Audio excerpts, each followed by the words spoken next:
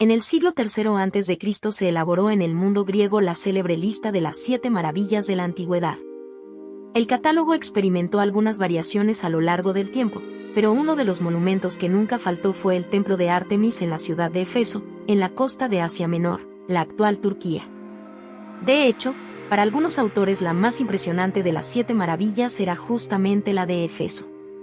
Así, en el siglo II a.C. el poeta Antípatro de Sidón escribía: la muralla accesible a los carros de la rocosa Babilonia y el Zeus del Alfeo, en Olimpia, he contemplado, y los jardines colgantes de Babilonia, y el coloso del sol, en Rodas, y el descomunal trabajo de las altas pirámides, en Giza, Egipto, y la extraordinaria tumba de Mausolo, en Halicarnaso. Pero cuando vi la mansión de Artemis alzándose hasta las nubes, aquellas palidecieron, era increíblemente hermoso y asombroso.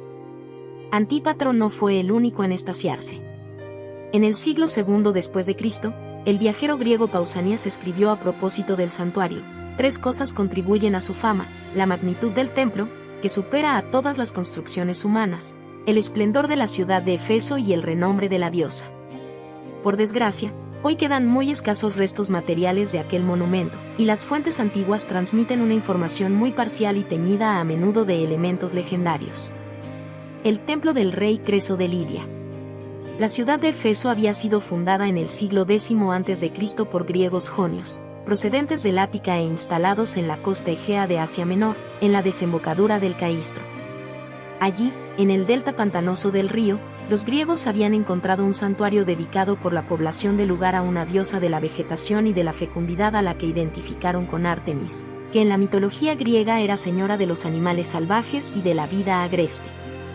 Los efesios erigieron sucesivamente hasta 3 templos en honor de Artemis.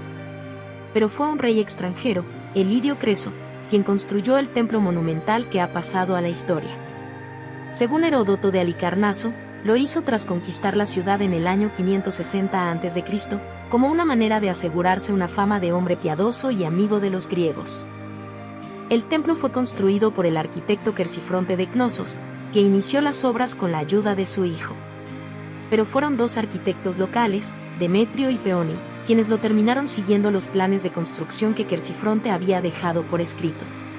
En época romana, el escritor y naturalista romano, Plinio el Viejo, indicó las enormes proporciones del templo: 115 metros de largo por 55 metros de ancho, que superaba a todos los conocidos hasta entonces, y dijo que su construcción llevó 120 años. En el templo se alzaban nada menos que 127 columnas, un verdadero bosque inspirado en los grandes templos de Egipto que posiblemente el arquitecto Quercifronte había visto. La construcción de un monumento de estas dimensiones representó todo un desafío para la ingeniería de la época. La construcción del templo de Artemis. Plinio nos cuenta los ingeniosos sistemas ideados por el arquitecto para trasladar los bloques de mármol desde la cantera, situada a 12 kilómetros de distancia. El trabajo de subir las piezas del arquitrabe, la parte del edificio que descansa sobre los capiteles, fue enorme. Cuenta una leyenda que al ver que el dintel que se debía colocar sobre la puerta y que era el más pesado no encajaba de ningún modo, Quercifronte, angustiado, pensó en suicidarse, pero por la noche se le apareció Artemis en sueños y le animó a vivir porque ella misma había ajustado la enorme pieza.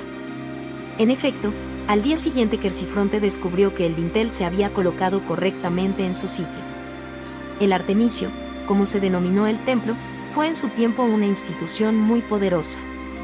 El terreno a su alrededor estaba marcado con mojones que indicaban que era propiedad de la diosa, por lo que era inviolable y en él se aplicaba el derecho de asilo. Asimismo, el templo poseía extensas propiedades rurales y numerosos esclavos, y como estaba protegido por su carácter sagrado funcionaba como un banco, custodiaba depósitos, cambiaba moneda y hacía préstamos. Sabemos que el filósofo Heráclito, que era natural de Éfeso, depositó allí su libro buscando la seguridad que ofrecía. La diosa, conocida como Artemis o Diana Efesia, aunaba en sí misma elementos griegos y orientales.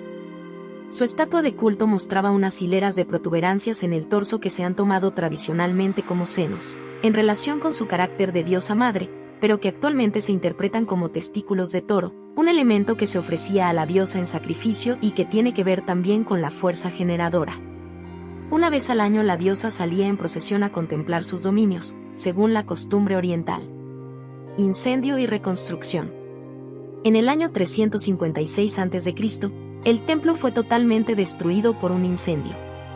Según una tradición, ello se debió a que Ártemis, una de cuyas funciones era ayudar a las mujeres durante el parto, estaba tan ocupada con el nacimiento de Alejandro Magno ese mismo día que no pudo acudir a tiempo para socorrer a su propio templo.